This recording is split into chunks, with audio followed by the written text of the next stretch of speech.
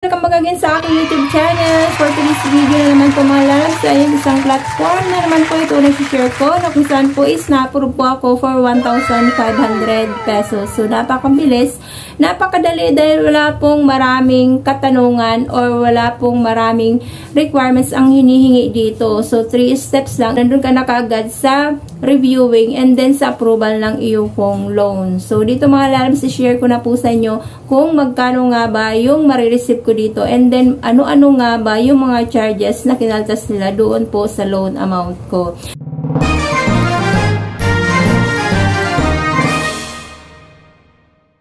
Open na po tayo sa atin pong mini GCash giveaway. So ito po ay gagawin ko na po every uploaded ng akin pong video. Kukuha po ako ng first lucky viewer na makakapag-like, comment, subscribe kung bago ka pa lang, and then makakapag-watch in full video. And at the end of the month naman, so kukuha naman po ako ng first 4 lucky viewers with the same mechanics. So ayan po mga lalabs, so gagawin na po natin at tuloy-tuloy na po natin yung gagawin dahil papalapit na po ang Pasko. So share your blessing and then kailangan na rin po nating magbigayan para po sa marami pa pong pagpapala.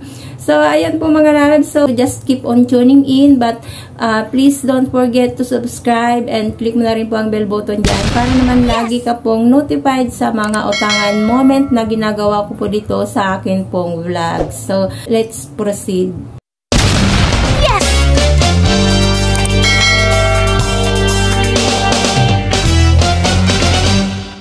So, yung sinasabi ko pa mga labs ay si XL Cash Lending. Ina-check ko na po siya mga labs under registered online lending platforms ng Securities and Exchange Commission and nandoon na po siya. Matagal ko na po yung na-check and then ngayon po is searchable na siya dyan po sa Google Play Store.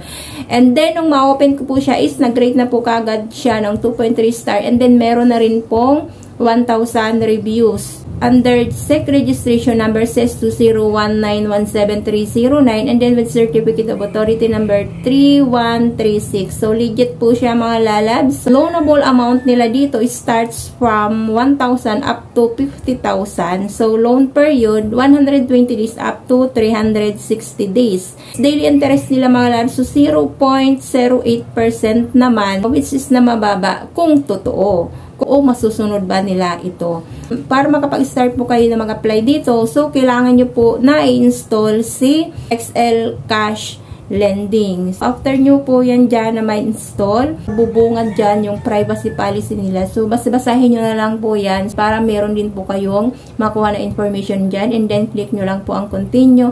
So, next po yan dyan mga labs. So, bubungad kagad meron na 3,000 pesos. So, repayment term 180 to 365 days. So, nag-iba na kagad sila dito ng loan term nila compare doon sa introduction po nila. So, dito, so, click nyo po ang apply to proceed. And then, dito, sa magla-login ka using your cellphone number. As usual, verification code, kuhanin mo yon para makapag-start ka ng login mo. First is basic information. So, personal information po yan mga labs. So, permanent address nyo, educational attainment, guarantor, and then employment information. So, dito mga labs, yung guarantor na hinihingi nila is 5 po. So, kailangan mo mag-provide ng 5 pong contact person. So, kuhanin mo yung mga kamag-anak mo na lang mga labs or yung kasamahan mo sa bahay para na monitor mo po kung sino yung mga tumatawag na online lending apps na nauutangan po natin. So, next po dyan mga labs, so identity information. So, dito hihingian po kayo ng 1 valid government ID.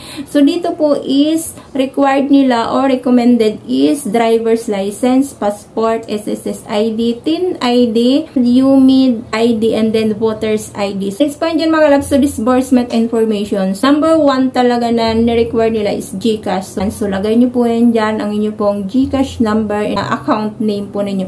And then dito mga labs, so hinihingi din po pala nila dito is Facebook account. So, Facebook link, kailangan nila dito.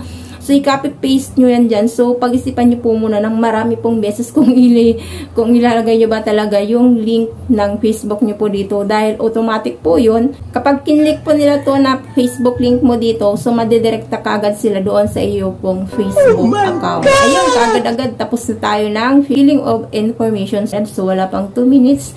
And then dito, meron na kagad sila ng confirmation. So, confirm loan. So, dito na-approve po ako for 1,500. As sabi ko nga po kanina, interest rate is 1.00% per day. So, installment basis po pala ito kay XL Cash. So, ayan, first schedule ko, kailangan kong ihulog is 1,102.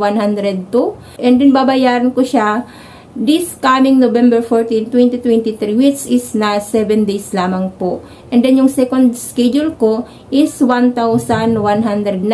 Ngayon naman pong November 21, 2023. So, another 7 days lang. So, and then dito, meron pang third schedule, which is na 71 pesos. So, naka-date po siya ng March 20, 2024. So, napakatagal naman mga lads. And then dito, lagay niyo po ang inyo pong disbursement channel, GCash number, dahil doon po nila isi-send ang iyo pong loan amount. So, ayan po mga lods, nung kinumpute ko po kung magkano yung magiging full repayment ko sa kanila is umabot po ng 2,292. And then dito mga lods, kapag nasunod mo po yung schedule mo, first and second schedule mo, kapag time mo siya na binayaran, yung last schedule mo na 71 pesos na babayaran mo is i-waive na lang po nila. Kung susundin nyo po itong mga labs na meron ka pang third schedule which is nasa March 20, 2024, so aabutin nga ng 120 days yung iyo pong loan term. So napakalaki po yung ibabawas pala dito or malaki po yung charge ni XL Cash. So pag-aralan nyo po muna or pagtimbangin nyo kung i-grab nyo ba itong offer ni XL Cash dahil para sa akin, so napakalaki po yung deductions po nila and then yung repayment ko, so mas malaki din po. Kung decided po kayo, click nyo po yung confirm para po doon sa disbursement po ng inyo pong mga loan amount. So, ayan po mga labs. So, disclaimer, hindi ko po ito pinopromote si XL Cash dahil ako po ay katulad nyo lamang din po na naghahanap po ng mautangan online na kung saan po naman talaga is number 1 ko talagang pinoprospect yung may low interest and then with long loan term naman na makatotohanan. Ayan po, pag-isipan nyo po muna ng marami pong beses bago po kayo mag-grab po sa ganitong klase ng utangan. Para naman po hindi po kayo magsisi at the end of the day and then hindi rin po kayo or maiwasan nyo rin po yung harassment na ginagawa naman po or nagmumula sa mga ula collector naman. So, ayan po mga labs. So, sana nakatulong yung video na ito para naman makapag-isip ka muna or magkaroon ka muna ng idea bago mo pasukin ang pangungutang dito kay XL Cash. So, ayan po mga labs. So, thank you for tuning in. Once again, marami pong salamat. God bless po. Bye-bye!